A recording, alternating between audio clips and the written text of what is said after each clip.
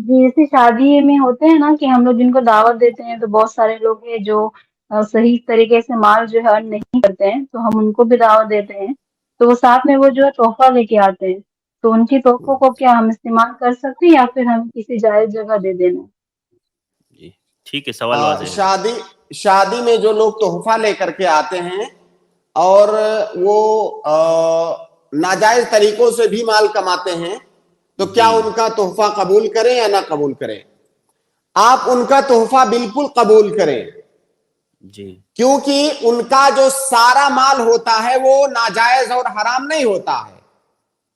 اور دوسری بات یہ، اس میں ایک مسئلہ اور ہے کہ جو مال کمانے کے ناجائز طریقے کی وجہ سے حرام ہوا ہے، جی وہ مال کمانے والے کے لیے حرام ہے۔ آپ کو جی اس بات کا مکلف نہیں بنایا گیا ہے کہ آپ تفتیش کریں کہ یہ کون سا مال ہے،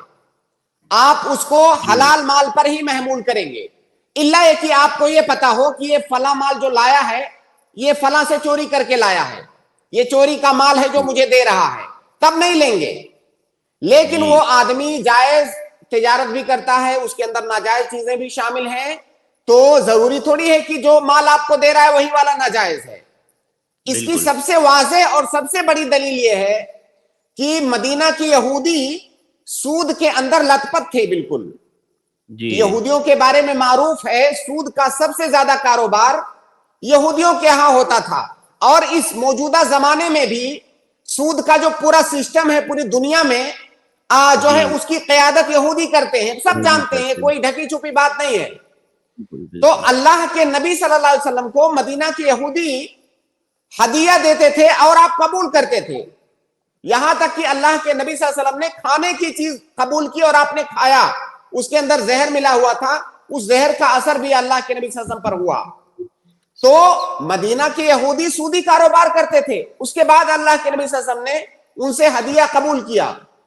تو جو جی آدمی حرام کاروبار کر رہا ہے، آپ کی ذمہ داری یہ ہے کہ اسے اچھے انداز میں نصیحت کریں، یہ نہیں کہ اس کا ہدیہ ہم نے جو ہے لوٹا دیا، ہماری ذمہ داری مکمل ہو گئی۔ ختم ہوتی اصل جی ذمہ داری یہ ہے کہ آپ اسے سمجھائیں اچھے انداز میں، باقی اس کا ہدیہ آپ قبول کر سکتے ہیں۔ جن کی کمائی میں بالکل حلال پیسے نہیں ہو، پوری طرح سے حرام ہو، تو ایسے میں کیا کریں گے؟ دیکھیے پہلی بات تو یہ کہ آپ یہ ڈیسائیڈ نہیں کر سکتے، شاید ڈھونڈنے سے ہی کوئی آدمی ملے گا جس کا 100% سب حرام کا ہی ہے، جی شاید ایسا مشکل ہے آپ ڈھونڈ پائیں۔ پہلی بات جی تو یہ ایک فرضی سوال ہوا۔ دوسری بات یہ کہ یہاں پہ ایک اصولی بات ہے، اصل میں وہ تھوڑا سا باریک مسئلہ ہے اصول سے متعلق، اس کو میں آپ کے سوال کا جواب دے کے آگے بڑھ جانا چاہ رہا تھا، لیکن آپ نے پوچھ لیا ہے۔ دیکھیے جو مال حرام مال ہمارے پاس آتا ہے تو وہ حرام مال کی دو قسمیں ہیں۔ جی ایک قسم تو یہ ہے کہ وہ فی نفسہ ہی وہ مال حرام ہو، جیسے جی شراب ہوا،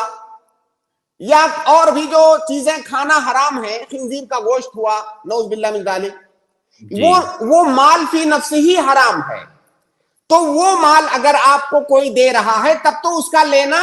جائز نہیں ہے، جو مال فی نفسہ ہی حرام ہے، یعنی حرمت اس مال کے ساتھ لگی ہوئی ہے، تو اس کا لینا تو جائز نہیں ہے کسی سے بھی۔ دوسری قسم اس مال کی ہے جو مال فی نفسہ ہی حرام نہیں ہوتا ہے،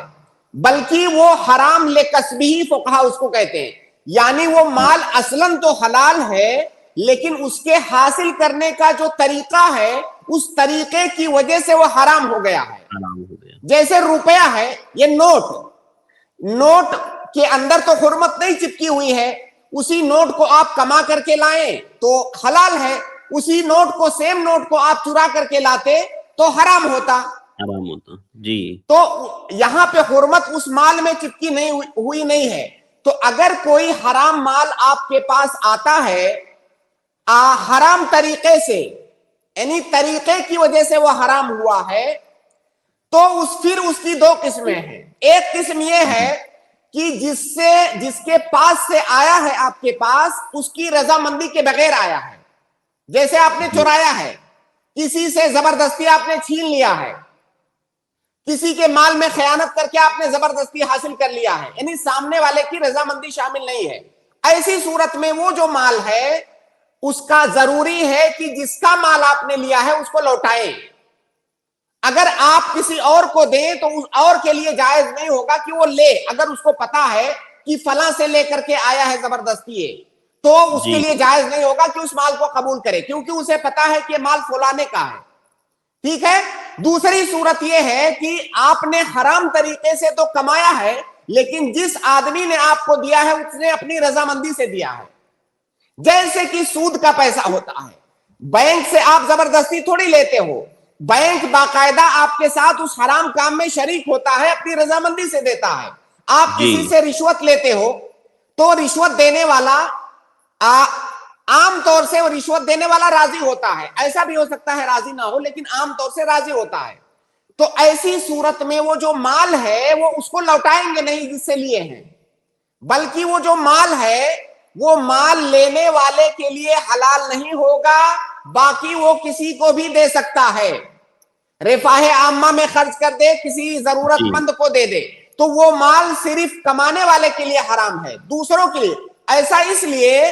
کہ وہ جو مال ہے اس کے اندر حرمت نہیں چپکی ہوئی ہے، وہ مال فی نفسہ ہی حلال ہے، تو وہ جس نے حرام طریقے سے کمایا ہے اس کے لیے وہ مال حرام ہے، کیونکہ اس نے حرام طریقے سے کمایا ہے۔